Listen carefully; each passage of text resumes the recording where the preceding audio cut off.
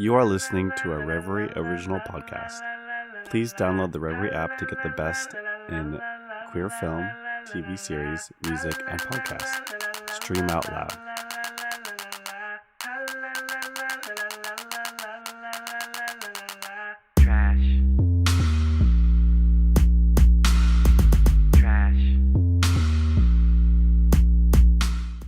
We're back, motherfucker! Ooh. Faggots, let me hear you scream. Wow. It's faggots. Let me hear you make some noise. Actually. Oh, that's right. Oh, yeah. What I meant to say Wow, was you can't misquote her. what I meant to say was we back, motherfuckers. These Hey. motherfuckers, they tried to kill your favorite bitch.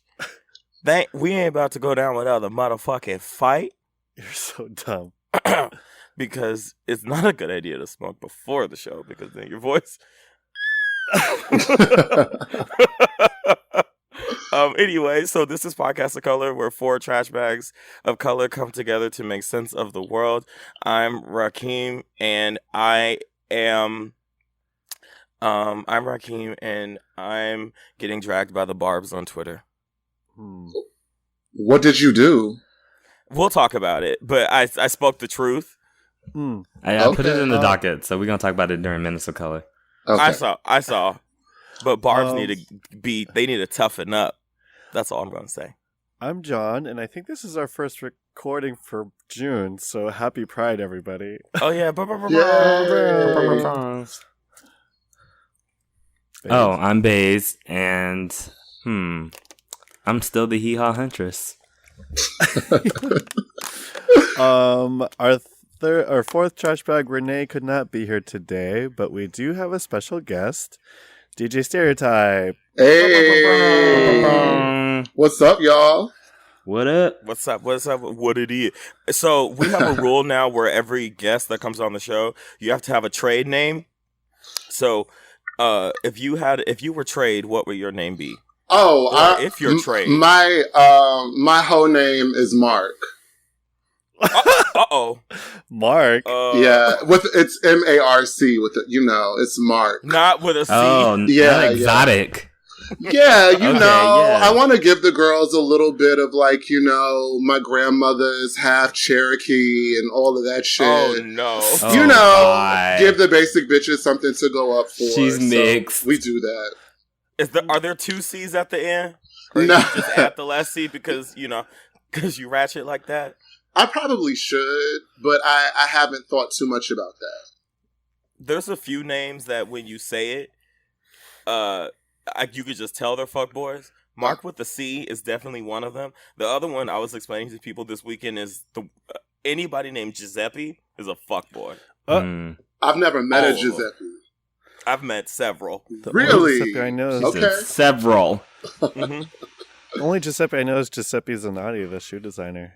Well, that's where the name comes from, I think. Oh. Like when Oh. people name their kids, but I don't know. They're naming them after the shoe designer? That's I don't know. I've never met an they're ugly like Giuseppe. destined to be gay. You know what gives me pause? No, let me not. What gives you pause? What? I love when people say that. I was gonna say what gives me pause is when people put Minaj in their name. Wait, what? Who I does I've that? never heard that. There's like a lot of black instigates do that, and I just be like, okay. Like what? You know what? This is the thing. I'm not on any social media except Tumblr, so I miss a lot of this stuff. Oh, I'm missing yeah, out a on lot a of- lot of the gay culture. A lot of I them have guess we're recording Minaj this from in there. 2009, you know? Stop. But we're actually going to get into that later, Stereotype, or I want to ask you some questions about that. But Okay. Tumblr. well, what's the question of color this week, Rakeem? The question of color this week is, sorry, my brain short-circuited like Kim Kardashian in that interview. The question of color this week is, if you have gone to Pride already, what was your Pride experience like? And if you have not been to Pride already, what are you looking forward to? So, John, would you like to go first? Because This year, right? John got really drunk and wasn't able to go Pride I with me know, on I'm Sunday. so sorry. And I totally texted you too, see if you could go together. Oh, I saw it.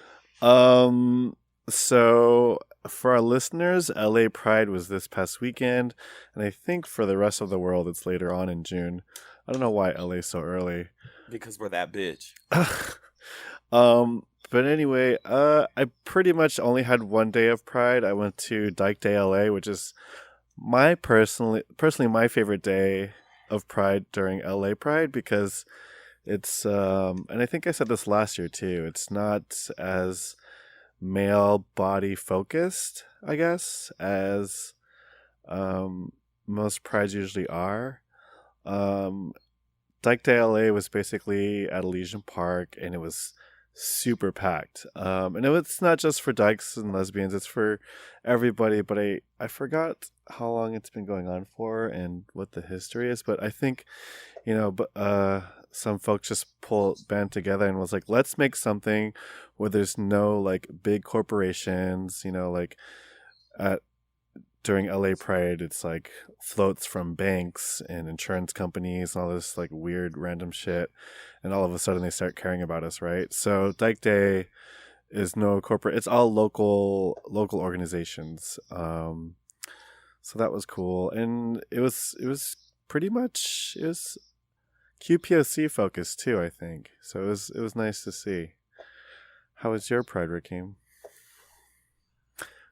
It was good. I went to corporate Pride, so you went to corporate Pride. Did you see?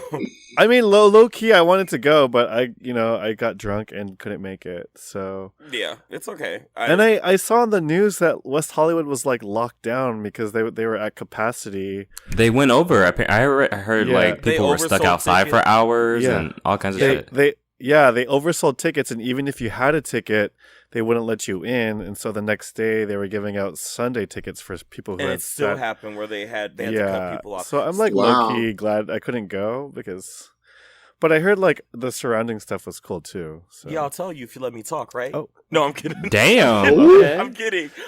He's ready to fight. This must be Rakeem's Pride Month. Bitch, why? Shit with the the shit I've been through this year, it should be fuck. So Pride was good.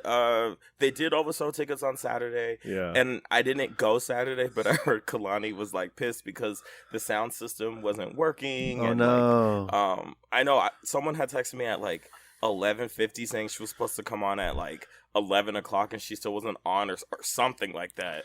So I was just like, that sucks. No one expects them to be on time. But it's also like, look, that's when the concert starts. It's probably going to be an hour. Yeah. And then you have to get through all of that traffic to get home. Like a lot of people didn't get home until 3. Yeah. So that was pretty crazy. So I went on Sunday. I wore this, like, my Breezy Boy bodysuit. I was going to wear, like, this singlet that I had that, like, had my titties out. But I felt that if I had to go somewhere else after Pride, I didn't want to look like a hoe. So it's like a modest singlet.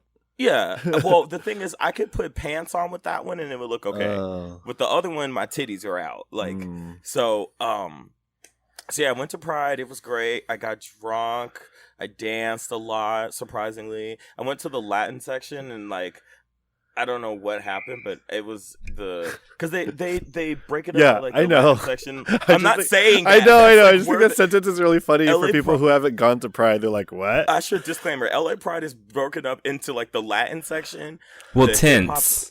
There's tents. Yes. But stages. We all know what it is. It's the Latin stage. The hip hop stage. The quote hip hop urban stage where the niggas are. And then the main stage. And then the main stage. Which is literally where like all the white pop girls are. Where Kid Petras was. Yeah, well, she's different. Oh, okay. Yeah. Oh, she's okay. She's different. Yeah, she's okay. We're deciding if we want to stand. So then they asked me, like, they're like, oh, like, let's play games. And I'm playing games, and they said, oh, you have to, like, put the ball, like, they're like, oh, like carnival games. There were carnival games, and they're like, oh, like, you know, you have to roll the ball and get, like, 150 points or something like that. But the way that they explained the rules was just like, oh, you just need to get the ball in there to get 50 points. So I just walked up and dropped it in there, and I said, when you explained it to me, you didn't say I had to roll it. You're that bitch. And that happened 3 times, and I got 3 big ass stuffed animals. Yeah. Nice. Then I was like, I can't walk around with this shit. So then I put them on the floor and just let people take them. So hopefully that made some child's day. No, that's sweet. So I'm just mad because you don't ever have a good time out with us. Ooh. But you found you some new blacks. Whoa. And now all of a sudden you can be out and be seen and can drink and can dance. The Oh my issue is one of God, those people. yo. Though the issue is one of those involves circuit parties. The other one, just, No, it doesn't. That was not a circuit party. What you invited They to. It was just a regular bar, club, function. what are you talking about? At no what point do did we go to a circuit party during the weekend. Lies. No one's lying. There were no There were circuit parties. gays there. Oh, that doesn't mean it was a circuit party. Yes, it does. It's not the. Oh, place that bye. makes the If a circuit party. gay is there, that means the it's a circuit gays. party? Yes. Wow. It's not the place that makes the home. It's the people in it. Oh, okay. It's church. Got all of a it. sudden. And yes, so anyway, I enjoyed my pride. I ran into people I did not want to run into, but I also ran into people that I really did want to run into. And I that's appreciate the all beauty of listeners. pride. Huh? And that's the beauty of pride. It is, right? You just see the people that you're like, ooh, I kind of ghosted you. Yikes, or you ghosted me, or whatever. It's the community, you know? Yeah. But then we also ran into a lot of different listeners of the show, and that was amazing. And shout out to the guy who was really drunk and hugging me for like 20 minutes. I should have asked you to get me a drink because you held on to me for literally like 20 minutes. But Oh my God. What happened? He was just really drunk. And just like, I love the show, and you guys need to keep doing what you're doing, and it's amazing. No, it was actually really sweet, but I was like, I'm trying to move. Oh, yeah. I forgot to mention that over the weekend I was walking down the LA River, and the LA River has a bike path, and two bikers shouted at me, "We love the podcast!" And, shout out to you guys. So whoever that was, thanks for tuning in, and I wish you would have actually stopped so we could chat, but it's okay. Random literal drive-bys and shouting compliments is really nice too. Some places call that catcalling. I mean, I'll take it. Oh. So, New York Pride is at the end of the month, right? Yeah. Okay, what are you guys looking forward to, Barbz and StereOtype? I don't even know yet. You can go first. I'm looking forward to my show LeBlanc going up, honestly. Oh, yes. So Come on, let's plug. talk about that. we will in the discourse. Yeah. But Brooklyn Pride was this past weekend, right? That is Yeah. true. Brooklyn Pride was this past And weekend. Queens was the weekend before that. Yeah. And I actually went to a function on Saturday night, kind of like, have you guys ever heard of Cakes the Killer? He's like a New York-based I love rapper. Rashad, yes. Yes. So Cakes had a show at this, it's actually a funny name. The venue is called Rough Trade. Wait, So he did I heard a about show that. at Rough Trade. It's in Brooklyn and Williamsburg. And so we went, and it was like a very intimate show. So me and my friend actually hung out with Cakes and ended up going to this like lesbian party, which was amazing. I'm telling you, lesbians have the best parties. Lesbian parties are always amazing because those bitches always have like macaroni and potato salad and games, and it's always so dope. But also the music is really good too. The music was great. And you know what I really appreciated and enjoyed is that there was none of that like really, really problematic toxic energy in the room. And it wasn't so sort of like focused on like sexual objectification. It wasn't all of that posing and trying to be trade and trying to be cute and not Be dancing together. And like, you all came out of the house tonight to have a good time, but everybody wants to be the belle of a ball. So nobody's validating anybody. Like all of that bullshit that we do as men, none of that was happening. And the music was amazing. So I really had a good time. So I'm looking forward to the show going up, and I'm looking forward to maybe hanging out with more lesbians because I don't have time for these niggas. I'm really, really sick of the gays. I love us, for real, in the words of Monique, but we're exhausting sometimes, True. Oh, Brad. Oh, sorry. Barbz, how was your? What are you looking forward to?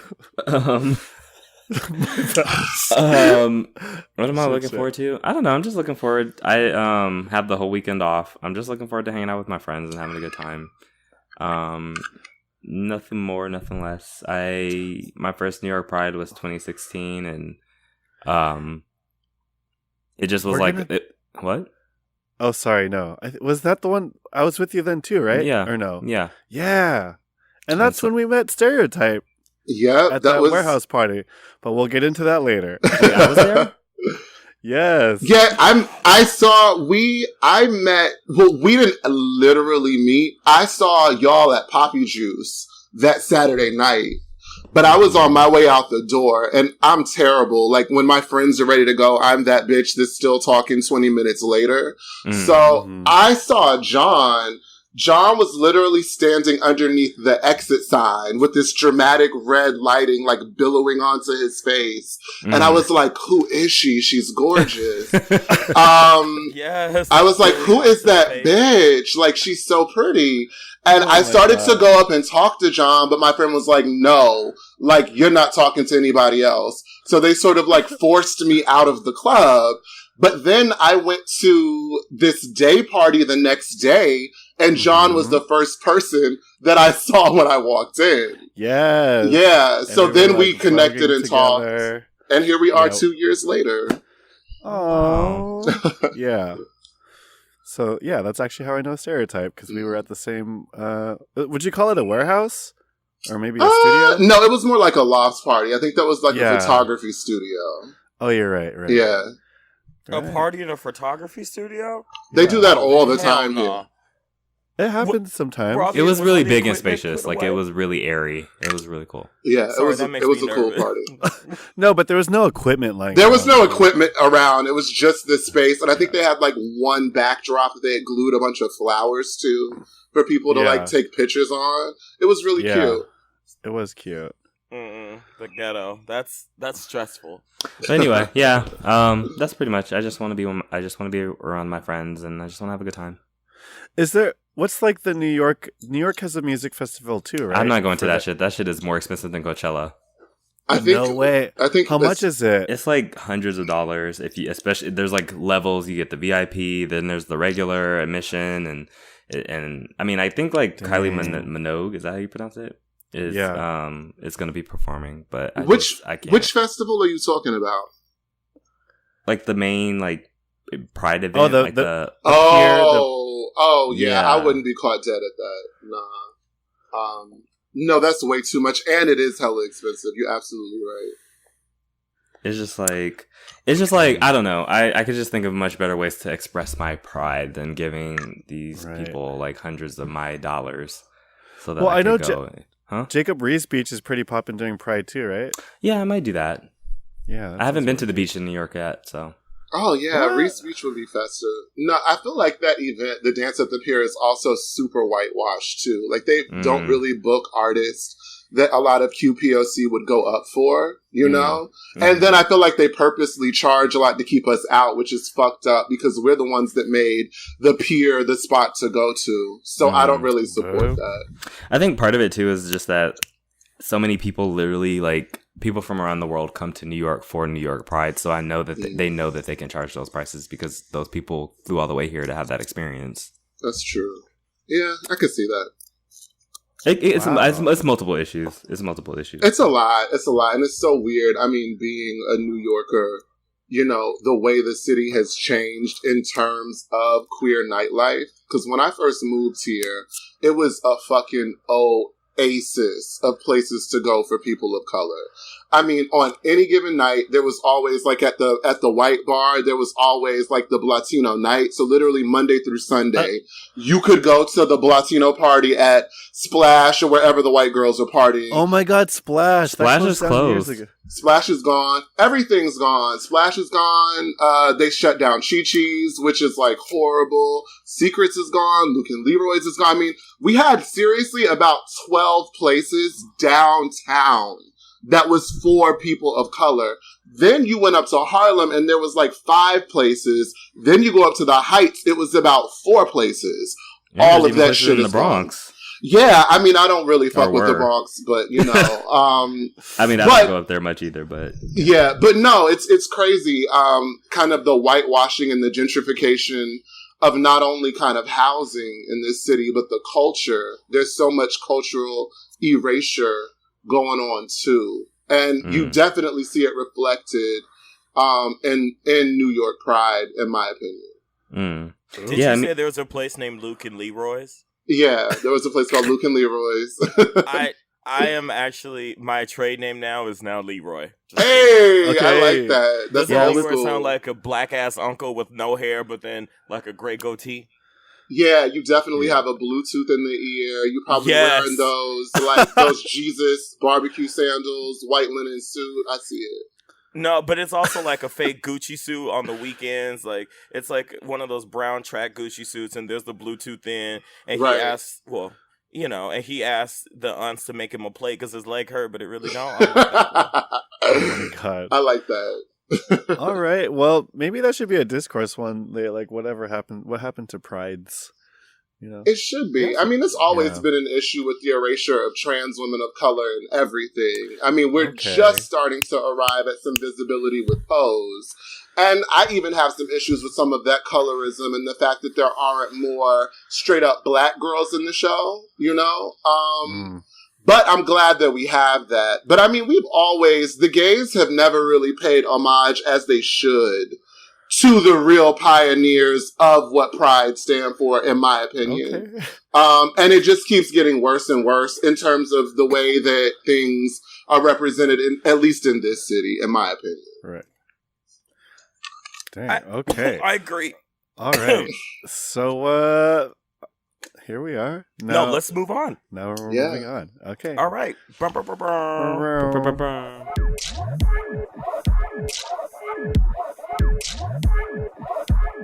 Hello and welcome back. We're here with Minutes of Color. I feel like you have some things on your chest, Rakeem, about this whole Nicki Minaj situation, so I'm gonna let you take it away. Oh God! It's not even really a situation as much as it is a fact. And it is. But here's the thing: when you critique your faves, you do it because you love them, not because you're hating. I said this morning that I thought that Nicki Minaj's album rollout was a mess because it's not consistent. Like Barbie Tings was and Chun-Li kind of went together ish because they had like the same kind of font and like clean minimalist studio thing. Then she released the album cover, which is tacky as fuck and looks like... Have you seen it? Is it the one where she's wearing like a white bob or... No, it's the one where she's like Cleopatra, but her titties are out. Oh. Have you seen that? Yeah. Yeah. It's like... You posted that on your story, I think. Yeah. So we're getting there. So that, and then she released the 2 singles this morning, or the 1 single this morning, which by the way, did y'all listen to that? Did you like it? No, I didn't hear it yet. Is it the one with Ariana Grande? No, that comes out on Thursday. Oh, okay. I haven't heard the new single. Is it good? I don't care for it. What's it called? Rich Sex. Rich Sex. Mm-hmm. Okay, so can't relate. Did you listen to it? Nope. StereOtype, did you listen to it? Mm-mm. Well, okay. Well, Leroy, the point is that the single art for all of them, they don't go together. I just don't like when artists don't have cohesive branding for a project. Like it irks the shit out of me. It looks like a bunch of different looks. Yeah, it's like a pet peeve of mine. It's nothing serious, or whatever. Yeah. But the issue is the barbz on Twitter found it, and I muted the conversation right as that started to happen because they. They went in on you? Well, some of them, but they're like 12, so it's like whatever. They were like, I don't really care. But the barbz are listening, and you think they're 12. The way that the grammar and the way that they were talking, they definitely are 12. Okay. They it was just stuff. They were just like someone had said something like. Because my profile picture on Twitter is like the singlet with like my titties out. Yeah. Someone said, "Find a bra that fits and clean your teeth, bitch." Damn. Wow. Oh so someone else said, take that fake ass synthetic flower out of your head. Oh my god. Oh my god, they were coming for you. The girls were pressed. Laughing. And then someone was like, "Oh, why? Like, imagine being this pressed." And I was like, "I'm not. I just tweeted an opinion. Like, y'all the ones going off." Yeah. And I got scared. Not scared, but Twitter scares me when things blow up because 2 accounts with like 12,000 followers retweeted it, and I said, "Nope, I am not dealing with this shitstorm." But my question is, do you agree? And does that bother you when albums and projects don't have like packaging that's like cohesive? It bothers me. I agree with you.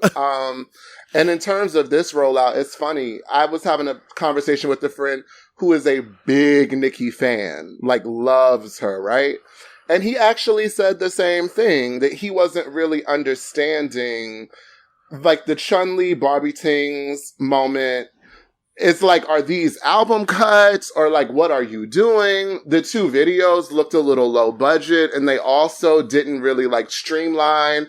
Do not get me started on that fucking SNL performance. Yo. Oh, no. Yo. I didn't watch that. I did not watch it because I just saw what they were wearing. Son. Well, so did you feel like that was a cultural appropriation moment? Were you offended on that level?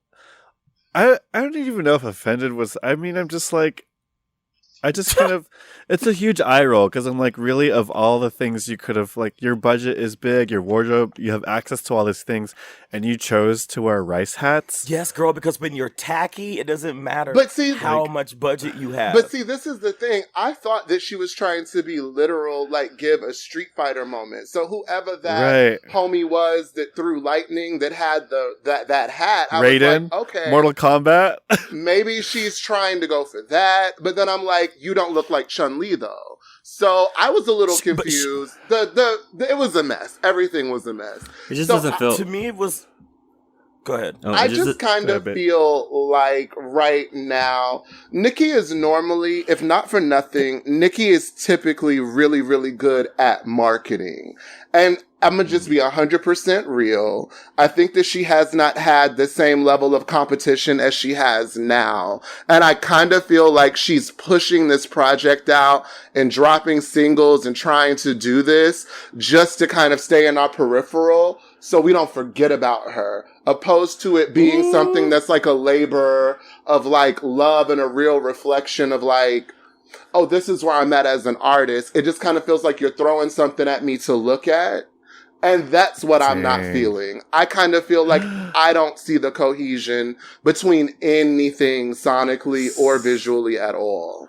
I fully agree. And the thing is, like, I do. I love Nicki. I'm scared for you guys. The barbs are listening. I'm so scared. Come for me, bitch. Come for me. We can talk about whatever you got going on, too. So let's do it, barbs. But here's the thing, though. It's like, when you critique someone, it doesn't mean that you dislike them. Right. When you're critiquing from a place that's trying to be helpful, like, I just don't get this. That's legit you saying, I just want you to be better. Yeah. It's not like I was saying, oh, my God, like, why she never have no fucking clothes on? Right. Like, slut, bitch. I didn't say that. Because if you didn't care about the person at all, you just wouldn't comment, period. It's just, to me, like I feel exactly what StereOtype was saying. Like, to me, I appreciate when artists take their time and they come up with, like, a package, and there's like it's thought out and it's curated. Like when Frank Ocean always drops albums, or like with Lemonade, or with Aquarius. Rihanna even does it. Rihanna does it all the time. You say Aquaria? Aquarius, because you like to know. Aquarius was a little bit of a mess. I'm just kidding. I'm kidding. Like, Bass, were you gonna say something, Bass? Visually, did you just bring Tinashe into this? No, wait. I did, because Rakeem's a Tinashe fan. I love Tinashe. If you have problems with her, you can go. But Bass was gonna say something. See, now you're acting like the barbs. Don't try it. The barbs. Don't get defensive. I didn't say anything about Tinashe. I just asked if we were bringing her into it. I know you didn't. I was making sure you didn't. I didn't. Okay. I was speaking after that. Okay. Thank you. Baze. Oh, sorry, Baze. Go ahead. It's okay. I forgot. Oh no. So wait, what do you feel about the covers? Do you like them? No. Okay, do you think it's a problem that their looks aren't cohesive though, Bass? Well, no, they're clearly not. Oh. Okay. All right. So there's a sex party called Anonymous here in Brooklyn, which is charging tops $25 and bottoms $65. What? And the reasoning is that it's, I guess, supposed to be like a cum-dump type of situation, and the cum-dumps are paying for the experience. Whoa! Word? I'm laughing. So I think there's like, I don't know how it works, but apparently they don't like, there's like a section, I guess, I don't know, like there's like a thing where like a spot for the bottoms, and then if you try to pay as a top, you can't be in that spot. I don't know how it works because I don't know the details. That's exactly how it works. It's funny because I heard about this before you put it on the docket, and I was dying because part of the reason they said was because so many bottoms come thinking they're gonna get fucked that no tops ever show up. I have very mixed feelings about this. And so they were like, I think it's kind of fucked up, but it's also funny as fuck because they were just like, oh, like there no tops ever show up, and you have all these bottoms that are just there, and no one wants to fuck each other. So I just picture a room with like 8 couches and all these people just underneath, and like some fucking happening. angry ass bottoms out of $65. Just Damn. pissed. They're Are you guys hungry. attacking me? No, I'm kidding. Uh-oh. I'm kidding. But like besides that, it is kind of weird. But I don't know if it's problematic. I just think it's really weird. I don't particularly go care. ahead. I wouldn't personally do it. Why not just call people up to your apartment?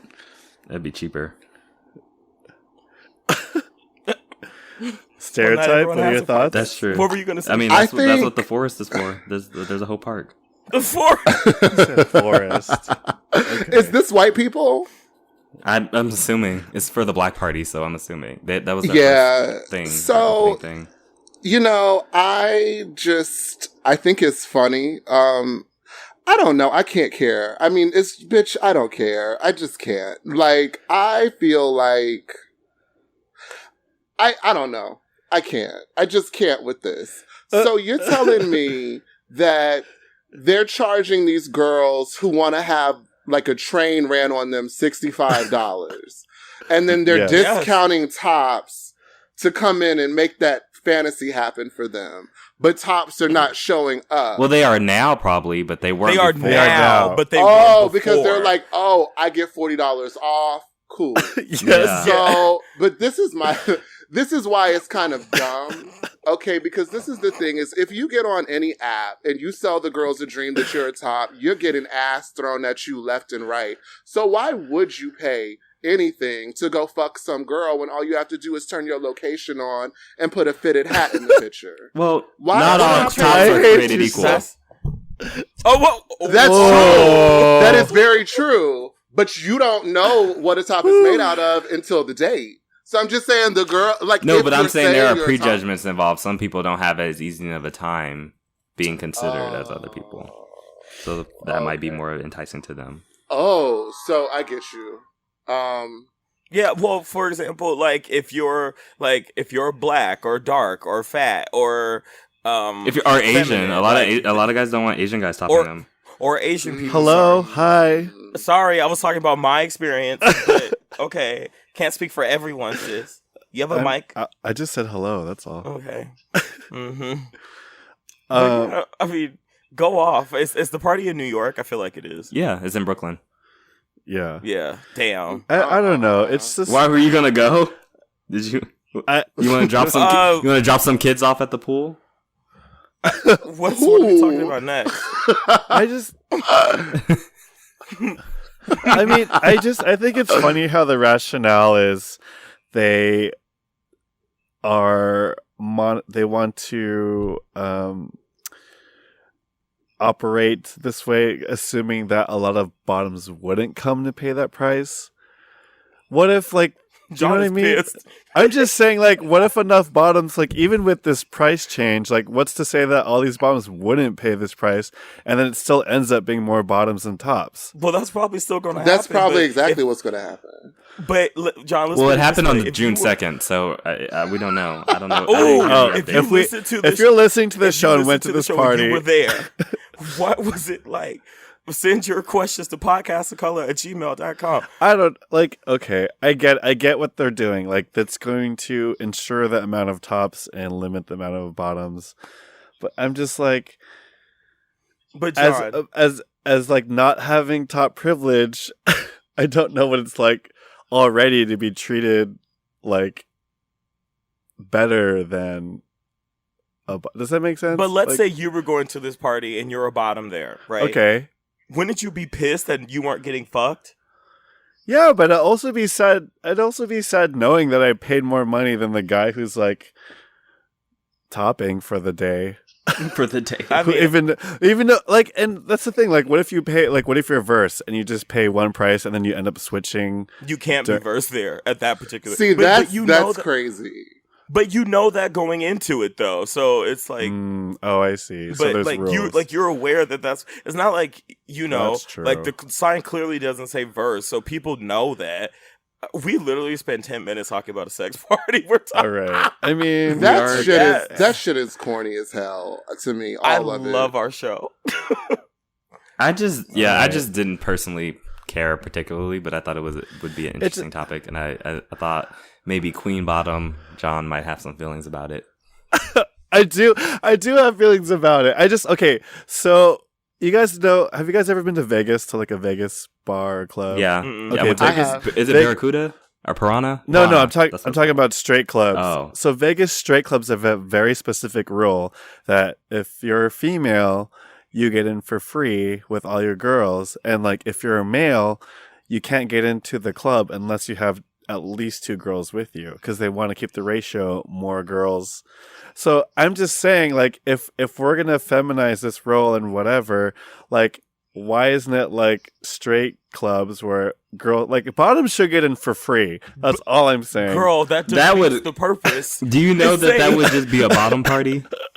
That's what they're saying. No, and that's what I'm saying. I think that's what the issue is with the. That's what the problem is. That's what the issue is that, okay, so like, you know, at straight clubs, they make the guys pay more because they're guaranteed girls will be there because girls get in for free. Mm-hmm. Does that make sense? No, so like if all bottoms are, so if like you're a top, wouldn't you pay this money to know that the club is full of bottoms? Like you're not competing. No, because the world is full of bottoms. That goes without saying. No, because money-wise, you make right. less money that way. No, see, this is the difference. You can't juxtapose I wish y'all could see John's body language because she is sitting here pissed. I'm like several times. I'm like that Arthur gif on Tumblr, is like clenching a fist. She took her shoes off. She rolled her eyes several times. She went on her phone to look up data for this. Like, I'm just saying, we've talked about this top is what privilege. John, we joke about top privilege a lot, and this isn't. As a DJ, if I was DJing a party that wasn't a sex party, I would let bottoms in for free and charge tops. Because, like, in a setting that isn't so, like, I don't know, inherently sexualized, I feel like people that are more comfortable expressing their femininity have a freedom to make things more festive, right?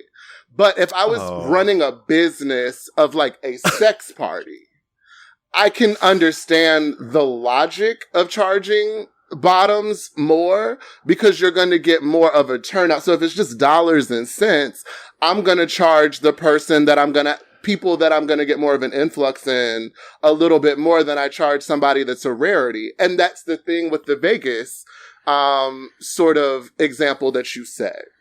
You know, men spend more money on women. So if there's hella pretty girls at this party, then the dudes that come in are going to keep going to the bar and spending money on these pretty girls. So it makes sense for me not to charge the girl anything, just let your cute ass in, because you're going to make me mad money at the bar just because you're here. So that would be the role reversal with the top. Money? In the gay world, the pretty girl is the top. So it's like if we get the tops in here, if there's enough tops in here, well then we can charge the bottoms more. Wow. But you know who the real enemy is here? Who? Capitalism. Down. That's why. Okay. But it's a dumb idea for a sex party. I don't like the algorithm of that business sense for a sex party. Like just charge everybody a flat rate, let the girls get drunk, let the girls do what they want to do. I feel like that's just everybody 25. They'll figure it out. I mean, a lot of bottoms will turn into tops out of necessity. It happens. Dead ass. It's evolution. That's true. I love New York. When it's the end of the world. And, okay, anyways. Oh my God. Anyway, what's the next topic? Let's see. Where are we at on time? Okay, good. Oh. So Blac Chyna is rumored to be impregnated by her 18-year-old rapper boyfriend. I don't necessarily particularly care about this on like the end of like it being Blac Chyna, but I do think it's a little creepy that his name is YBN Almighty J. I can't keep up with these new rap niggas anymore, but I don't know. I'm a little disturbed that she's with an 18-year-old and she's 30 years old. That's Ooh. yeah. I don't know. I find that a little creepy. First, I'm gonna say, Bass care about the topics we're talking about. Challenge. I know. Wait, what? Because he said, "I don't give a fuck." I don't. I just sometimes I just be. I know. I feel like we can get a good discussion out of it sometimes, but I really don't give a fuck about Blac Chyna. You know what? I did give a fuck about Blac Chyna. I gave a fuck about Blac Chyna when I thought she was finessing the Kardashians, but when I realized that she wasn't smarter than I thought she was, and that she just out here just doing whatever, I was like, okay, I don't care anymore. Yep, Angela is not smarter than a 5th grader, but I feel like this is very this is disturbing. Like basically, you were saying, I'm. God, I don't want to be that kind of person to say this, but here he comes. Okay, but I feel like this is kind of a pattern for her now. So I'm wondering if this is her way of like securing the bag. You know what I mean? Wait, what? But I'm like, what do you mean? But does he have money? He's not that. He's not established though. Like you can't even guarantee. Like he have to have a bag for you to secure it. Right. Like I guess that's true. But like, does she really like these men? Like, I don't think she does. I don't think she really cares. That's what I'm saying. Like, this seems strategic to me. Like, but what's the strategy? Like, I don't know, girl. I think they talked about like Blac Chyna only is as relevant as the people that talk about her. Like, if you got rid of Fashion Nova and Instagram, what would she be?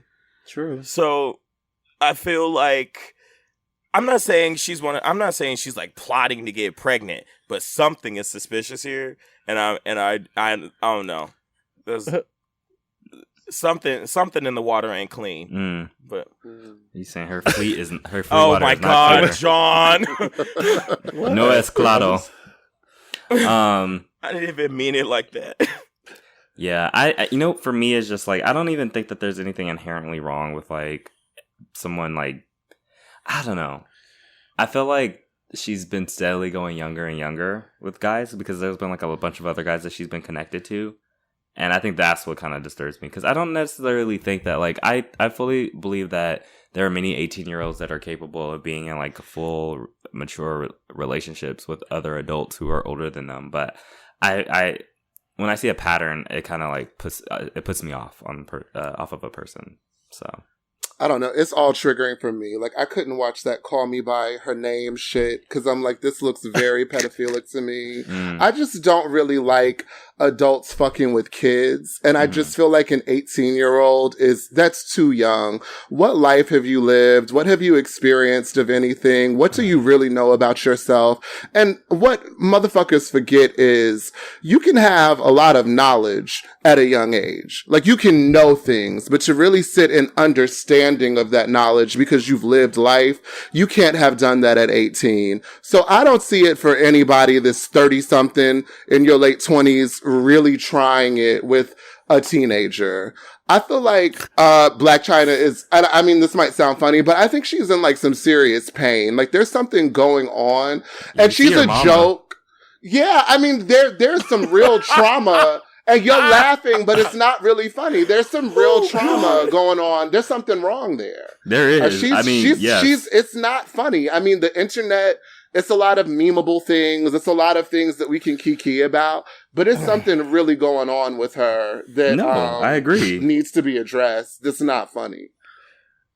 Oh, well, to me, that situation is. I think that she could get the help that she needs and whatever, but I still think that if you're doing this stuff, I absolutely agree with you, but I also feel like part of her thing is this, like, need to or want to be talked about, and that's possibly comes from, I don't know what it comes from, but to me, I just saw that and I was just like... Because wasn't it she also like got into a fight with someone with their stroller? Yeah. Dude, what? Like she it became a meme. She like fought a teenager with like a stroller or something like that, like at Six Flags too. So no. Oh my God. She took her baby stroller and tried to hit the girl with the stroller. Wow. Oh no. I don't know what like Girl. This is making me uncomfortable. Mother has issues. I mean, when Rob Kardashian leaked her little videos with her titties out and all that carrying on, I mean, I was just like, wow. I mean, this chick is far gone. And I really feel like, you know, Kardashian, I mean, I'm not even going to say no shade because it is shady, but I'm just like, what's wrong with all these black people that get involved with the Kardashian family? I'm like, I don't really get it. I'm just like, there's something going on in that environment that is really not good for somebody with like a heritage from Africa. I do not see it. Like, that crib is the sunken place or something because every Negro that deals with them is fucked up afterwards. Because they operate on a place that's a lot different than us. Like, the people that get involved with them have way more money than we do, have way more access to things that we do. Mm-hmm. And I'm not saying that they're all like Kanye, but they have this thing where they don't, like, it's just, to me, it's a case of, like, niggas getting a lot of money, not forget that they're black, but their money kind of supersedes a lot of that shit, and then that's how that shit happens. But I agree. I don't know. Look, I don't know what kind of tricks they have. I don't know if they be casting spells, if they call Lana Del Rey over. I think it's something that I felt a taste of when I was visiting LA, which is there's that level of fakeness, and there's a lot of disingenuous. What's the word? That's disingenuine. Disingenuous? People are disingenuous. That's not how I was trying to use that word. There's a different way of saying that word, but it's okay. We're gonna move on. But you know, people are very disingenuous in a lot of ways, and in a lot of ways that's, I think, is very, like I said, very specific to LA. And I think that, like, you can get caught up in that world, and I think it can drive you crazy because it's all about, like, and this goes beyond the gays or even Instagram or social media, but like there's just this constant need to be validated by everyone around you. And also this need to look like everyone around you. Like, dang. You know, and so I think that, like, that's a discourse. I think chasing that, I think, can eat away at your being, because you're not being yourself. You're trying to conform to this model of who you're supposed to be, and everyone else is trying to fit that same model. And I think that kind of eats away at you a little bit at a time. I want to ask y'all a question, because this has been on my mind, and it kind of feeds into this. Like, I feel like, I don't know if you guys, like, where do you all stand with, like, interracial, like, dating? Like, is everybody down with it? Does anybody have any sort of, like, no, we don't? Like, what's the deal? Well, my boyfriend's Latino and not Afro-Latino, so I'm currently in one. Okay, cool. I don't think I could ever date a white, but that's about as far as I can say about that. Got you. I don't think there's anything wrong with it as long as they are sympathetic, and they are sympathetic, empathetic, and they actually legitimately are taking the time to learn. Mm-hmm. I think it's fine. Yeah, right. For me, it's like, I just need you to be at, like, a certain point already. And, like, I think because Mark has, like, first of all, he's brown. First of all, second of all, he's dealt with police brutality. You know what I mean? So, like, I think that there's some level of understanding there. Like, I think that even if I wasn't with Mark, I could definitely be in an interracial relationship with another person of color, but I just don't think I could ever do the labor that it takes to be in a relationship with a white person. Okay, and I feel that. I feel that way also. And so the layer I was gonna add is, I feel like, to your point, I feel like anytime that people of color don't check if they are being white aspirational, things can get really, really messy for you emotionally and spiritually, because the thing is, we've all been taught self-hate in one way or another, and the process of deprogramming that and acknowledging that really is a lifelong process. And so I think the danger when you start to maybe date somebody white, or maybe if you have some sort of, like, unchecked preference for lighter skin or something like that, when you start to get what you want, I think it's really, really easy to start rolling backwards in some of your evolution of self-love. Definitely. Because if you're really not good for that, gay and what happens is, it's an everyday kind of battle. And whether we're talking about racial identity, whether we're talking about body positivity, whether we're talking about economic status, when you do a certain amount of work to accept where you are, or accept who you are, or accept what you look like, or your circumstance. When your circumstance begins to change, you have to do a lot of work to not mentally regress because, oh, now I've got this money, or oh, now I'm dating this white person, or oh, now my boyfriend has an amazing body. And so, you know, if you're not really checking yourself, I think that self-hate can start to creep back. And what I see when I look at Blac Chyna is a Black woman who has had come up in the strip club. You have to alter, and honestly, I've go-go danced. I've never been a full-out stripper, but I can say I had a confidence before I started dancing. I thought that my body was amazing. But then you start comparing yourself to other people's bodies, or this person makes more money because their ass is bigger, or this dude's chest is more defined than mine, or my six-pack is not popping the same way. So I can understand coming from that system of dancing, all of the body enhancement that you do in the name of business. Oh, I'm doing this to make more money. No, you're doing this because you've always had beef with your body, and now you're using this as an excuse. And now you're on the come up, and you're with the Kardashians, and now you're doing this one, and now you're doing that one, and now you're fucking that one, and now you got a full taste of what you think is being a white woman, but you're still a nigga. So I really feel like that's the problem with Blac Chyna. I think that she is really, really in pain because the self-hate game is so popping because she has access to something that your black ass will never be when you're sitting even at the table with them. And the same motherfucking thing for Kanye too. Yeah, I mean, I can completely agree with that because I think that Kanye's beef right now is with the fact that he constantly feels like he's not respected, and I think it's because he wants to be respected the way that white men are respected, and he's never going to get that. And he's I agree upset about it. And you know what? I'll say this too. Oh, go ahead, sir. Well, no, I wanted to say this is not the same thing, but I feel a little bit of that sentiment sometimes with Nicki. Kind of like this, I really want to be respected and heralded and treated like this revolutionary, iconic artist, which I'm not saying she isn't in her own right. But mama, you're not Coretta Scott King. You're not Maya Angelou. You are not even Lauryn Hill. You are not spitting bars that are healing my community. Matter of fact, I resented Anaconda for that line, bang, bang, bang, I let him hit it because he slang cocaine. Nigga, you know exactly who you're talking to. You're talking to the girl in the pink houses. You're talking to the big girl that doesn't have confidence in the projects. And you're telling her that you fuck drug dealers for their money, but you're a millionaire. I'm not feeling that. And so when you do shit like that, this destructive, you can't then come to the barbecue cause your wig is black today and you're covered up and think that we're gonna treat you like, oh my God, you're Jill Scott. No, mama, you are giving me stripper tease. I like that sometimes. Stay in your lane. So I really feel a lot of these girls are really trying to reach for something that they're not doing the work for.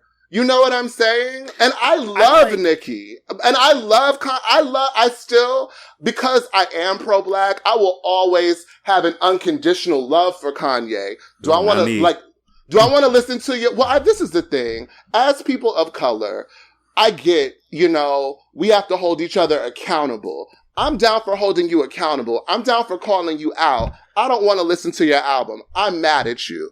Do I hate you? Does the good you do, all the good you do, does that not matter anymore? Not necessarily.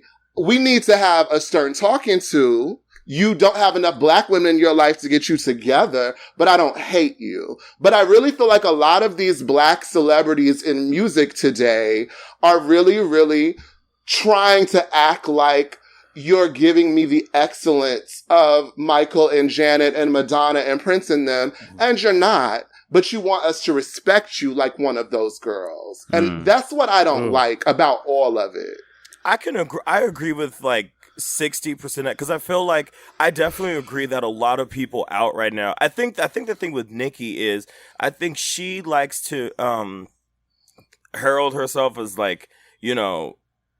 kind of bigger than she is. I think if you want to be Beyonce, you have to work like Beyonce, and I don't think a lot of them do that. So that That I agree with, but I do think that with the whole like she wants to be more like heralded like Coretta Scott King and that kind of thing, I think it's a different thing, and I think that that sometimes falls into like respectability politics because I don't care if she's like a stripper, like you could be. I want you to be the best fucking stripper that you can be, and I'm still gonna respect you the same way that I could have Coretta Scott King, in the same way that I respect that you're a black woman trying to be at the best of your field, because.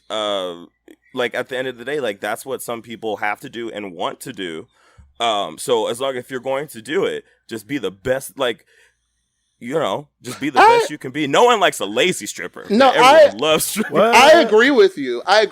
And I want to be clear that I don't want to do that respectability politics things like, oh, I don't respect this stripper, but I put this other type of woman on a pedestal. That is not what I'm saying. And if it came across that way, I'm sorry.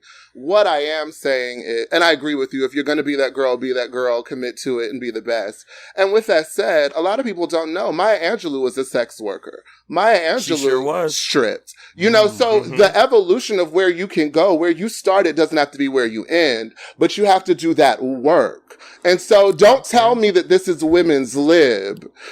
But you're also telling young girls to go suck drug dealers' dicks. I'm not feeling that. Don't tell me that you want to uplift and empower the youth, but I remember that Katy Perry California Things video. I wanted to fucking fight.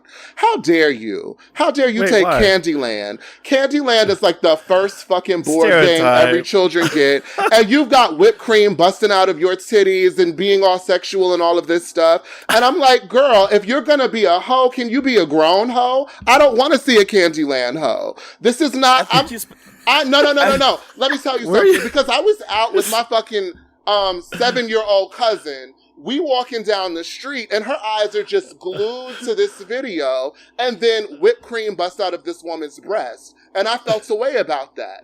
You know, if we're doing shit, busting out of titties and all of this, can we not have a motif that's so childish looking? I just really want, the same way that you said earlier, I want consistency. I want your album rollout to be consistent. If we're talking about grown folk shit, I want it to look like grown folk shit. If you're about black empowerment, don't tell me to suck a dick with a drug dealer.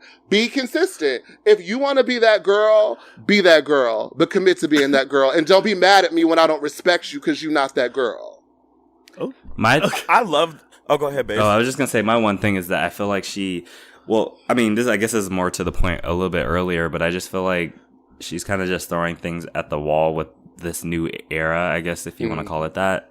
Because I don't even feel like she knows who Chun-Li is. And so I felt like... Because she's not a bad guy. Like, oh my God, that irks the shit out of me. And I'm just like, who is this for? But it's part of... But like my thing with Nicki has always been, she's like, oh, I'm the queen of rap, And it's like, well, yeah, that was easy to do when you were the only one in the game. Right. But now there's other girls here. So like now you can't just say it. You got to be it. Yeah, I mean, for me, I'm not a rapper for real, but I do mixtape projects and all of that. And the thing that's frustrating with some of these artists is I think that Nicki is actually very talented. No, she is. I loved that looking ass niggas moment. I mean, I thought it was a reflection. Nicki. It was a reflection of who she says she is. And if you gave me an album full of those bops, I would be here for, okay, maybe you are the queen. But when, I know that you have all of this talent and half of it is knick-knack, paddywhack, pussy fat, pussy wet. I'm not feeling that. Wait, that's a because you can do better. That is a bob. And I'm going to record it. I just feel like, you can do a lot better than what you're doing. Like, you have the talent and the ability to do it. And this is the thing. As artists, and all of us, even on this podcast, whatever you're selling, you have to really figure out, are you trying to make a cultural impact or are you money grabbing? Mm-hmm. If you're money grabbing, get that money. If we're getting money, then go and mumble rap. If we're getting money, put the wig on and shake your titties. If we're getting money, I'm not mad at you for doing love and hip hop. But if you're trying to shift a narrative, if you're trying to heal a community, or if you're just trying to concertedly sort of express yourself in a space artistically, you might have to take an L on money to position yourself to be the great artist that you want to be. And that's why I think you could be, I think you could be both of those things though. Like I think you can be an artist that's cultural but shakes your titties. You could fix the culture by shaking your titties. So I feel like you could be both of those things, and I don't necessarily think that an artist that's sexual like that necessarily, and I don't think she even has to. And this isn't just her. I think in general, artists aren't like, not every artist is going to be India Ari. Like, I don't want every artist to be India Ari. And I don't necessarily think that even those people are the ones that are doing that work, because a lot of times you get these people like Lauryn Hill and Jill Scott and, whatever. And people like to say that, these are like neo soul queens or whatever, but they're the ones out here like Chrisette Michele performing for Trump, when you have people like Nicki and Rihanna and Beyonce out here making these unapologetic black ass bops while they're twerking with strippers. Well, no, and I that's agree with empowering, No, I totally So I think agree there could be like two different, I think there could be different, there could be like different things. Like Formation was a great example of that. Great titties in that red thing. Dancing was everywhere. There was great ass shaking, but there was also Don't Shoot Us. There was a boy in a hoodie dancing and the cops raising up their hands to him. So you can mix those things. I just think I think what it is you just have to be clear with what you're doing. And when you're throwing all of this shit around, you can't just be like, I'm going to do this and then do this and then do this and then do this and be like, I'm the queen, when no one gets like what you're doing. If what you're doing should be cohesive. Exactly. Yeah. I agree with you. I totally wholeheartedly agree with you. And I feel like, but to your point, Formation was risky. You know what I mean? Like, and so it wasn't a money grab. It was a reflection of where she was and what she wanted to say. And it went up and it was commercially successful, but it could have gone the other way. And I think Solange's A Seat at the Table is also another reflection of somebody that was really doing them and not really paying attention to the culture, and sort of gave us something from their heart and soul. And it worked and it was commercially successful. And Solange titty bops and twerks and African dances, and her ass was naked in glitter in the video for Cranes in the Sky. So it's not, I agree, they're not mutually exclusive. However, so when, you have to be willing to take a risk. You can't just look at the culture and say, I'm going to do exactly what's selling, and then tell me that you're the queen of life. No, bitch, you getting paid, and I'm here for you getting your money, but stop trying to convince me that you're healing me. No, girl, you're getting paid. That's it. Okay. Well, that's that on that. We are at about 40 minutes, so I think we can move on. Especially because we had a long intro. Right. Yeah. So we'll be back with the Discourse.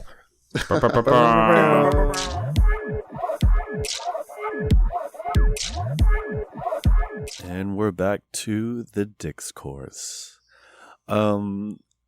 So I think you guys have heard that earlier on, Base's first Pride and my New York Pride. No, Base's first New York and my first New York Pride. We were together, and I think we did some of the festivities, but we ended up at this photographer studio party, and that's where we were just drinking, having fun. I started voguing, and then I met our guest, StereOtype. Charisma, uniqueness, nerve, talent, all that stuff. He is an a writer, actor, director of LeBlanc. He's also a DJ. So thank you for joining us today, StereOtype. Yeah, it's my pleasure. Thank you for having me. So I just want to start off right away with your upcoming project. It's called LeBlanc. Am I saying it right? LeBlanc or LeBlanc? LeBlanc. LeBlanc. Okay. Yes. It's an off-Broadway show for, it looks like 10 engagements in New York at a theater called The Pit. Yes. Do you want to tell us more about it? I love to. LeBlanc is about... so I really wanted to write a I wanted to write something about queer men of color, like completely being confronted by situations that force you to live like fully in your truth and be like as present as you can be in like your relationships, whether they're friendships, lovers, family, whatever. And so I really got to thinking about what is the thing that's sort of the common thread of sort of what affects gay people and people of color the most. And in America, I feel like that's, I don't know, how do I say this? Being institutionalized in a way. So when I think about the way that Black people came here and what slavery did and what Jim Crow does and what, the 13th Amendment, whatever does. And when I think about public schools as an institution, and when I think about even like the ballroom scene, a house is an institution. When I think about our relationships, they're within themselves an institution. So I was like, how am I going to sort of streamline all these things? So I wanted to take a character that is sort of like bottom of the barrel, like has every check mark against him. So I wrote this character named Wellington, who is Black, gay, dark-skinned, poor, also grew up in foster care, got pushed through really bad, public school systems, becomes a part of the ballroom scene, belongs to a house, and also is a serial monogamist. And so what we really do is see how all of these different institutions, and then he also does end up going to prison, I should say. So it's the ultimate... Check. All of it. We're also dealing with sexual health and HIV in a really, really interesting way. I don't know if you guys have ever seen that documentary House of Numbers. No. You should definitely check it out. It's very interesting. And I think that you would really get something out of it, John, seeing as that you're a nurse that's dealt in sexual health with queer people. But House of Numbers is a documentary created by a group of people that some people would say like are HIV denialists or conspiracy theorists that are kind of like, it's man-made, or it's not really a thing, or HIV tests are like weird, or, why do we not have, and some of this stuff is really weird and true, that we don't have sort of a consistently used HIV test that's used across this country and certainly not globally. So even here in America, we use, I think the Department of Health, the CDC's, and the Red Cross's HIV test, right? And they all test different things. So the Red Cross, we know is homophobic. They won't even let gay people donate blood.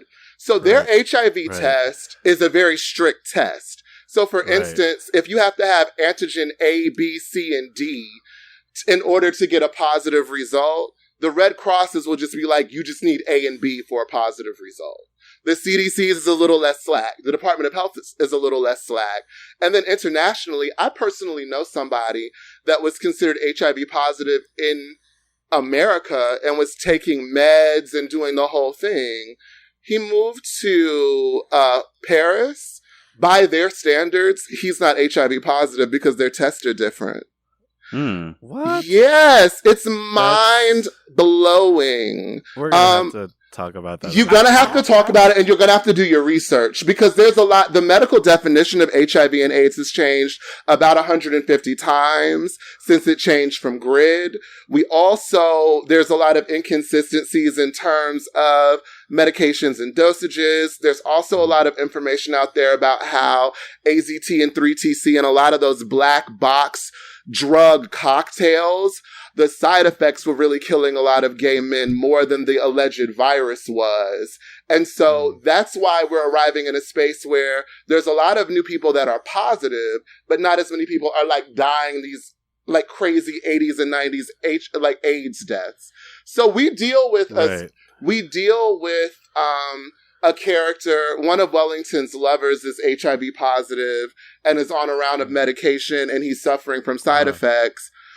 Wellington once got a positive result at a clinic, and it ended up being a false positive. So we're dealing with like these lovers, dealing with these different perspectives on HIV and AIDS. I also want to say one more thing that's really interesting about this topic is that all HIV tests also count risk factors against you. So literally, you know, when we go get tested and they ask you, oh, are you gay? Oh, girl, have you done some drugs? Have you fucked raw? Have you done this? Have you done that? That counts towards your test coming out positive or negative. If you go into a clinic and just say you're straight, they stop asking you fucking questions. So it's a lot that we don't know as a community, and as gay men especially. We're so affected by this disease and this virus and the stigma of it. And we really are very ill-informed. So we deal a lot with some of that in the show. We definitely are dealing with some police brutality, I have a quick question for you. What's up? So at the beginning you said that he was a serial monogamist, and I'm curious as to one, because that means different things to different people. So I'm curious as to what that means, and then why a serial monogamist? So he's a serial well, as I understand it, or the way that I've used it in the script. He's somebody that cannot be single, and so he's a person that, regardless of whether a person makes a lot of sense that walks into his life, like, you know, he will just kind of make it work because he's somebody that has a huge phobia of being alone. So instead of kind of being like, I'm dating, like codependent, very codependent. So he's the type of girl that would have a good Grindr date and text you, oh, bitch, I found the one. And then actually do whatever it needs to be done to bag that Grindr date. Not based off of, well, do I respect this man's mind? Do we have similar interests? What do you want out of life? It's just, no, the sex was popping. I'm comfortable with you. This is what we're doing. And so, you know, this is a character that sort of has these lovers and these really kind of like 5 sort of really wild relationships as a result of, I think, him having a major intimacy issue as a result of being in the foster care system. And not having a family. I think he tries to create family with a lot of people, or damn near anybody that will pay him some attention. Wow, you got check on your it sounds like there's a lot of things you're addressing here, right? It's a hell of a lot. What do you hope the audience takes away from this? I hope that the audience, well, I'll say this. We did some preview performances last summer, and we sold out, and the audiences really liked it. And what I enjoyed them taking away from it was, first of all, I got a lot of notes and emails and a lot of like really beautiful words after those shows from gay men of color saying, wow, I've never seen myself represented so fully in anything.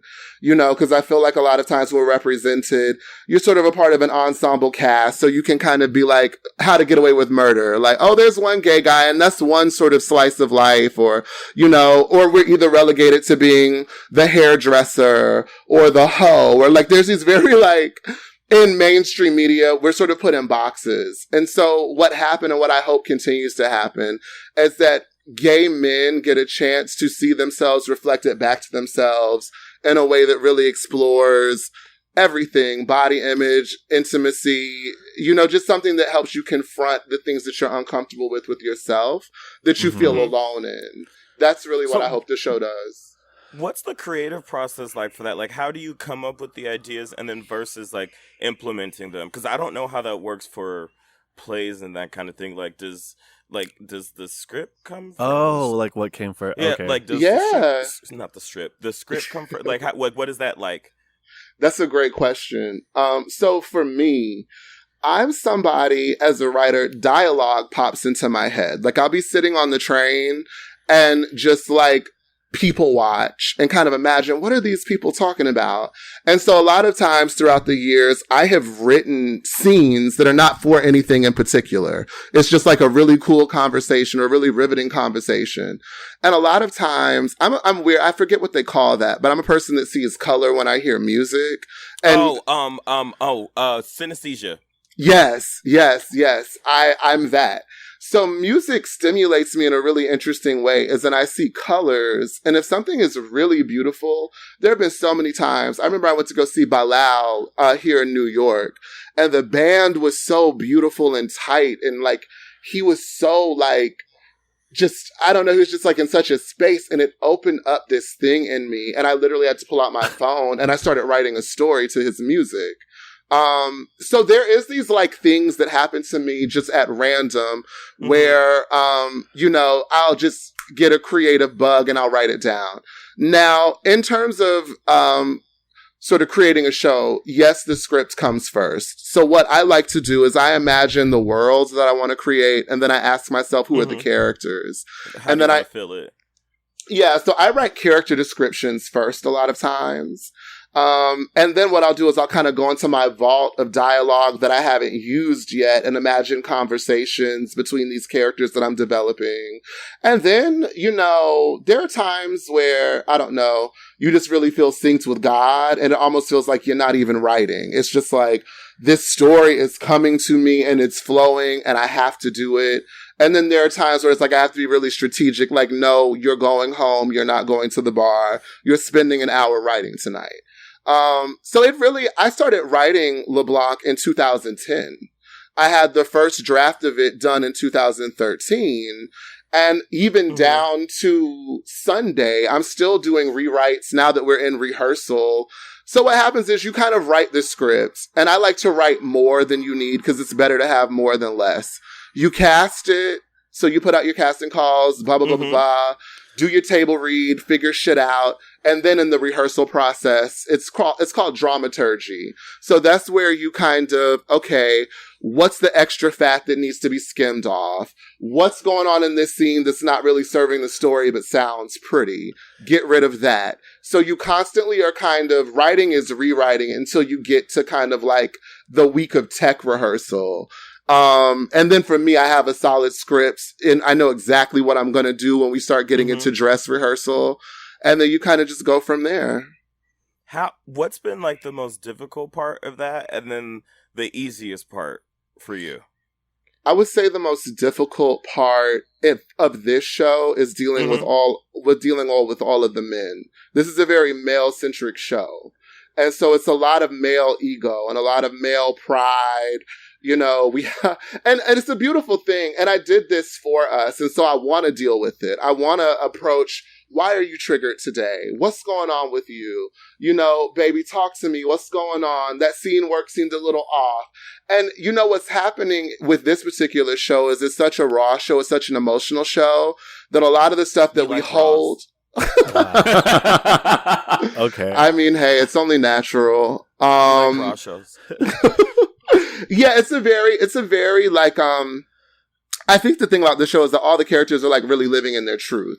So this is the thing, you kind of mentioned it, Bae, is like LA, like actors. So we're used to being performative, like, and then gay people are used to being performative. Everything that we have is kind of based on perception and performance and the way something looks, right? So it's like, am I selling the top fantasy tonight because I want some ass? Because if I come in here with my nails done, ain't nobody going to check for me, but I really do want to fuck somebody tonight. So let me amend this. We do a lot of role playing in everyday just life. And so a lot of times, there's a lot of role playing in everyday life too. Wow. Okay. We all do. We all do. We all do. It's it's what you do. So I think the challenge with anything, when you're approached with something that demands you to be honest, and when you are approached with something, whether it's a script, a relationship, a person, that's like, no. I see what you've been doing for survival all these years. I understand that. But can we get real? Please. It's triggering for men. And so one of the hardest parts has been dealing with this very male-centric cast and crew in a situation where they can't rest on the things that make them feel comfortable. But that has been a beautiful part of the experience, and I've seen so much growth and healing and love in it. So it's not a bad thing, but I find myself opposed to directing counseling a lot. It's a lot of counseling. It's a lot of nurturing. It's a lot of kind of playing mommy, kindergarten. Let's talk it out. You want to lay on the couch right now and tell me that you feel a way about turning 30? Okay, sis, let's do it. And then turn to page 20 because you're not off book. Like, it's a lot of that. Do you work with a lot? Is it mostly queer men that are there? Like, do you have any straight people on? Yeah, so there are definitely queer men. This is my thing. I feel like everybody's really queer. You know what I'm saying? Like, I don't really believe that anybody's 100% anything. I think given the right time, place, circumstance, it could all kind of go down for any of us. But with that said, it's kind of like half and half. It's like half kind of like openly gay men. And then I would say like half, allegedly straight men. It's interesting though. The dichotomy of it, because we all know that when you're dealing with trade or with straight boys, the mark of somebody that's a little insecure is when they keep talking about women and objectifying women in conversations that it doesn't belong. So I'm like, I went to Chipotle. Yeah, the girl at Chipotle last week had big titties. You bothered. There's something going on here. Like, why are we talking about that? So we deal with that. It's just a lot. It's a lot. But I love all the guys, and I love my cast, and I really, I look forward to us doing this. And we're doing it really with the intention of it transitioning into a Netflix or a Hulu series. So we do have, we're doing these 10 shows, and then we'll probably extend to do 30 shows over the course of 3 months. Oh, wow. Here impressive. In New York. Yeah. Congratulations, StereOtype. Yeah, so we'll be doing 10 shows, 10 shows a month, 3 shows a week or something like that for a couple of months after like September on. And so the coin with the ticket sales, and then also kind of the producers and the distribution house that I work with on other things already has an interest in LeBlanc as something episodic. There's a question earlier I wanted to ask, which sort of like segues into this. There's a lot of, it sounds like you're getting a lot of attention, and that's great. Congratulations. But I have a question as a friend and also someone who's sort of curious to know, how do you not have an Instagram or Facebook? And how are you? I'm genuinely happy for you that this is happening, but how are you getting attention with no social media? I feel like that's impossible nowadays. Do you know what I mean? Well, you know what this is? You know what it is, though, John? You have to figure out brand-wise who you want to be. And I'm a luxury brand. And have you ever seen an ad have you ever seen an ad on the train for Yale? Have you ever seen a commercial for an Aston Martin, sis? Have you ever, who is really out here peddling, the finest champagne or the nicest thing on the fucking internet? Nobody. So when you find out about me, that means that you're a very special person and that you can sit at this table. And the thing is, the table that I'm sitting at is an expensive table. So the girl, the girl that is like, I need Instagram follow or I need likes on Facebook can't afford me. So wow. I'm talking about, and so this is the thing, and this has been my tactic as an entrepreneur, because prior to this, I've been paying my bills as a music video director and directing other people's television shows and movies. And that's the common question. How are you doing this? How are you doing this? How are you doing this? Because I'm not getting paid $500 or $800 a shoot. I'm getting paid $10,000 to $20,000 a shoot. So the girl that is about to cut that check doesn't care about my social media presence. Like, she cares about my reel, and she cares about another bitch that spent 50 G's referred me to her. So, it's very that. Now, I will say this. We have the website for LeBlanc, and I've hired a PR team now. There will be social media for the show. But in terms of you getting access to me through social media, hoes that don't deserve to look at me are not going to be able to just pull up an app and see all my business. You need to call me. You need to text me. You need to earn access to my life. You don't get to know what I ate for breakfast. You don't get to know what I did this weekend. You don't get to see this sickening blowout. You get to be wondering what the fuck I'm doing and sitting in your feelings missing me. That's what you can do. Wow. Okay. Let them know. Wait, okay. Okay, go ahead. I have a follow-up, but I'll let you go first. Oh, no. Yes. Well, now I want to derail, but is yours related? Well, kind of. It was just, how do you get the meetings without the social media? Because I feel like for a lot of people, like it's kind of their only outlet to to build that following. So for you, like what exactly, like what kind of steps did you take where you figured that social media wasn't something that you wanted to do? Like how were you getting those meetings? Because I have friends in college, for example, that was scammed the way into jobs. Like I had a friend that called the Vogue office and said that he was a reporter and wasn't a reporter and got a job that way. So there's a ton of different things. He was white though, wasn't he? Of course he was. But so like what kind of stuff or techniques like do you do in terms of marketing, and like how does like specifically like that work for you? So it's all about delegating. For me, the way that I like to try to run my life, I don't want to get up out of bed in the morning and be forced to do anything that I don't want to do or that would suck the life out of me, you know, to get up and do for anything. And so for me, social media is just something that I don't enjoy. Like, I don't like it. I don't love it, right? So for me, it's important if you're going to do it like this, that you do have a bit of a team that can pick up the pieces where you're not interested. Now, I don't know how old you guys are, but I'm 32 going on 33. So I'm young, but I'm not like that young, you know? So I kind of hit the pavement running when I moved to New York. And this was sort of like prior to like everybody having a smartphone. This is like maybe 2008, 2009. So maybe you had a BlackBerry or maybe you had a Sidekick, but the integration of like social media and your phone and everything wasn't quite there yet. So it was a situation where if you took pictures in the club, you had to go home and load them on your computer and then put them on Facebook and that sort of a thing. So I made a lot of connections with people that I still work with years ago, you know? So there's that component that works for me. But also, especially in a city like New York or LA, I mean, I don't know LA that well, but I will say for New York, you can never really underestimate the power of meeting people in person.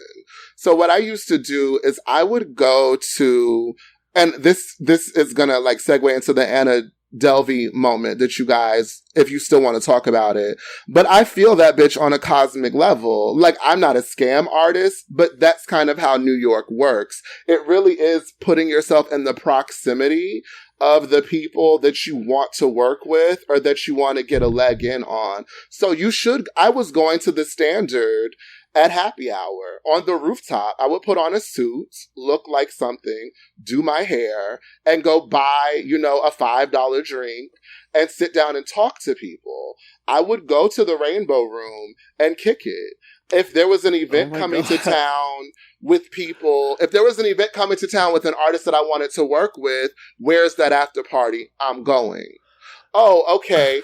And then I started writing and doing editorial work for magazines. So then I became press. So then when you're a member of press, the city opens up to you. So then you don't have to pay to go to anything because you're writing about it. So I really, really was just like, you gonna see me in person. It's nothing to talk about on the internet when I could just run up on you wherever you're at. And if you have a suit or a dress, if you invest in a cute watch that's not that expensive, if you can look like something, all you have to fucking do is show up and talk some shit and you good. So that's how I did it. All right. Dang. It's true though. Okay. It's true though. Well, all right. So, and let me say this too. Social media is really saturated right now. Everybody's doing it. Everybody has it. So there is something that is kind of nice about being that person in the room where it's a conversation starter that you don't have Facebook. There is something powerful about that.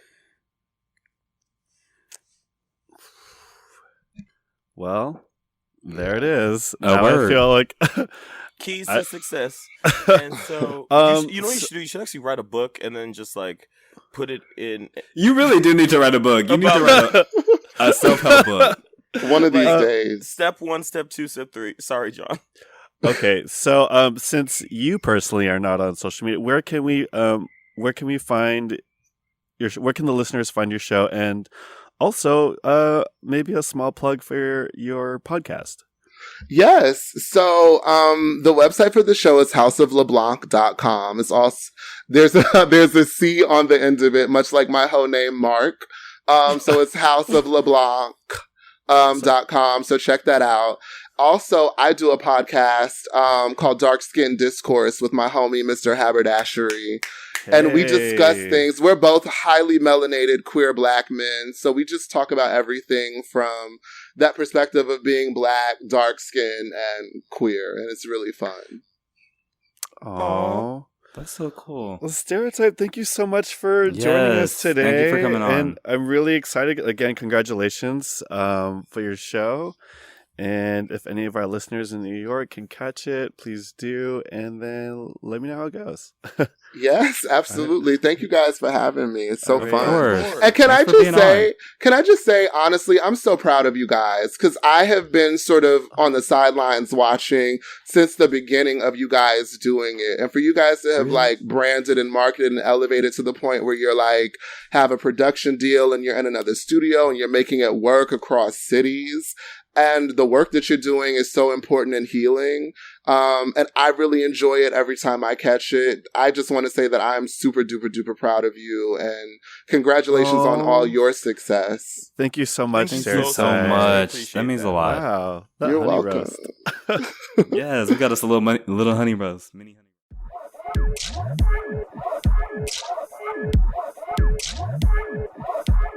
I jumped that. Sorry. Anyway. And we're back. Welcome back to Mel of Color.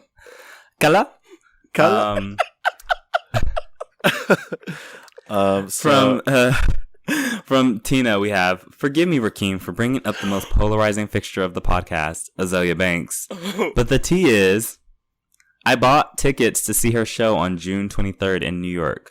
Problem is, all my friends are busy with graduations, flaky as fuck, so now I'm left with an extra ticket and no one to go with. Oh. My question of color is, how do y'all make the best of being on your own when you're socially anxious?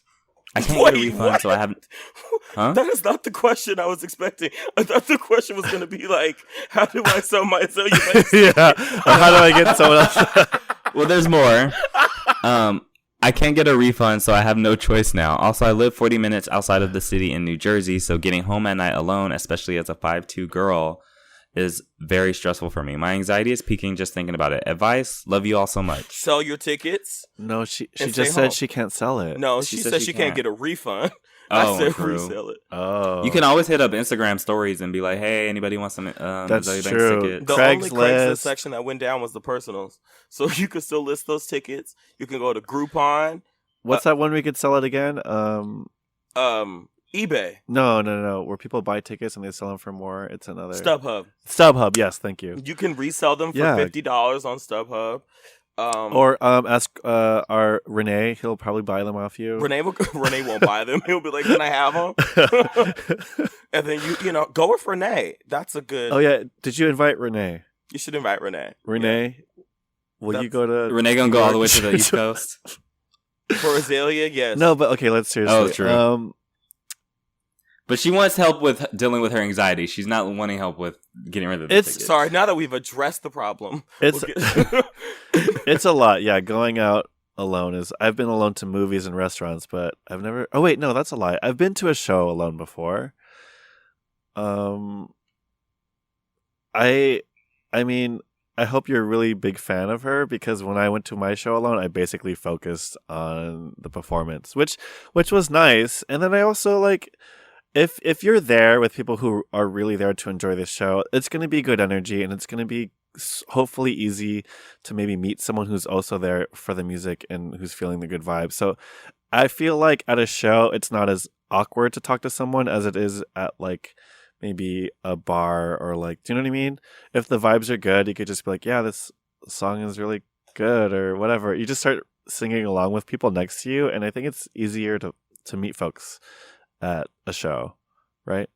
No? What do you guys think? I don't know if I'm the correct person to answer this because, I think because maybe anxiety. No, I know because I don't ever like confront it. Oh, I feel like I run away. Okay, have you guys ever gone to a place alone that's like a public space? Yes, but I like yeah. doing that, so that doesn't give me anxiety. So my thing is, I won't say where I was because I don't want to get dragged, but I was on my own and I was alone, and I didn't like I have a lot. I have how am I trying to word this? I have anxiety. I have social anxiety, and it can sometimes be kind of crippling. And I was at this hostel, and I was by myself, and I was sitting at this table, and they had like this like sort of meetup type of situation. Oh my god, and niece! Shut up. And nobody wanted to sit next to me because I was just like quiet and sitting there by myself, and everybody else was like rambunctiously, conversing. I was about to say conversating, conversing with each other. And I was hoping that somebody would come and talk to me, but it never happened. And I got to a point where I was like, okay, so I can either just sit here and be like sad and depressed and look around hoping that somebody will talk to me, which nobody's going to, or I can just go be like social. So I like got up and went over to one of the other tables and was like, hey, can I sit here? And then like awkwardly started conversations with the people around me. And before I knew it, like we were drunkenly like taking like group pictures around the city after like going to some like reggae bar. So like it's just, I think part of it is just kind of immersing yourself in it. I think it kind of forces you to get out of your comfort zone and interact with people. And I think a show, I don't know if I've ever made friends at a show, so I can't say that that's something I have any experience with. But I've heard a lot of people make friends at concerts and stuff. Yeah. I answered. Yeah. No, Yeah. I know. Okay, sorry. Okay. Sorry. Thank you for writing in. I'll do one more. Okay. So from this person, they say, "Hey, trash bags. I'm so proud of you guys for starting this and lasting a year." Also, they wrote this like a couple months ago, so thank you. I'm so sorry for starting this and lasting a year. I'm Eli, and I'm actually just a 17-year-old non-binary Black activist. As a kid who is non-binary, Black, and queer, I have lots of thoughts that I want to discuss about my non-binary Black queerness. Everything you guys go over is exactly what I want to talk about. I don't necessarily have a question that is serious, but I will ask one. What are some things that help you calm down? What are things that help us calm down? Just in general, huh? I listen to a lot of ASMR, like a lot. Like, I have like. I tried that the other night. You don't like it? So I tried to. Okay, well, quick little story. I tried to listen to ASMR the Chew, and she was like, I found that like the eating food thing didn't help me relax, but I like whispering. But the issue is she was like whispering a story about when she saw Premonition starring Sandra Bullock. And she was like whispering the story, and it got to the point where she was so good at telling the story that I was like, "Wait, bitch, I want to wake up. I saw the I want to stay awake and hear what she has to say because I saw the movie myself." But I was like, "Wait, the way she's telling it is like new and interesting." So I literally stayed up for an hour while she whisper talked about Premonition. I don't think that ASMR works for me. Okay, but go ahead. Sorry. I'm gonna send you recommendations because there's a lot of dope ASMR that I listen to that I think you'll like. I kind of get what you like now. But yeah, so I listen to a lot of ASMR videos. Every therapist, or the ones that I've been through, tell you to do mindfulness breathing. Wow, you took my answer. Oh, well, the nurse jumped out. No, I'm not even, yeah. So not even coming from just a nursing aspect, but also from someone who's been through therapy. That's what my therapist told me to do, is mindful awareness, basically do some deep breathing. And I know it sounds really corny, but like she would tell me to do this exercise and like go outside and feel the sun rays on your skin and like do a deep breath and like close your eyes and see if you can feel the warmth. And I know that sounds really corny, but if you actually really think about it and do it, it actually calms you down. Or like when you, I've done yoga before a few times, and they would say like, feel the walls of your lungs expanding in and out as you're breathing. And if you actually focus on that, it actually does calm you down. So mindful awareness. John also likes to suck dick to calm down. Baze, what do you do? I mean, I like to suck dick to calm down too. It's very calming. It's a very calming experience. Can we not? 17 years old, guys. Oh yes. Why? Oh, yes. Yikes! Oh yikes! And by dick, I meant By dick, we Jesus. meant- I meant Jesus Christ. Jesus is a biscuit. Let him sop you Yes, up. let us sop you up. My favorite word of Christ as a child of God. What calms me down? I actually like to just like turn the TV on in the background, and it's something that like drives Mark crazy. But Mark, my boyfriend, not Mark. Got it. No, Not the alter ego. But yeah, I like to just turn on the TV and like have it on. Like I think it stems from like when I was younger and when I was a teenager and a young adult, I was very lonely, and it wasn't so quiet, I guess, if I had the TV on. So like it felt like there were other people in the room, maybe. I don't know. I'm just now analyzing this, so that could be completely off, but I think that's what it is. Okay. Yeah. Well, I hope that answers your question. I'm sorry that we're trash right now. We're just in a state of euphoria. So yeah, okay. So with that, do you guys have anybody to thank this week or anything coming up or? Shout out to Poppy Juice for creating a space this past weekend that was just completely dry. There was no drinks or anything, and it was something for everybody. And it was during the day, and it was in Soho, and it was just cute. Just seeing a bunch of QPOC dancing around, having a good time was really nice. Really excited for just Pride, and hope I get to see some of you guys around during that weekend. Buy Anger is a Gift by Marco Shiro. Yeah, that's pretty much all I got. All right. So with that, we're going to end this episode of POC. Where can they find us? Oh, sorry. You were about to get to that. Yes. Wow.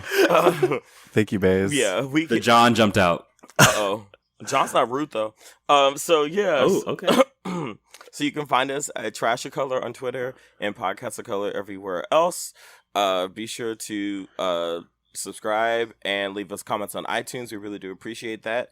And with that, we will see y'all next week. This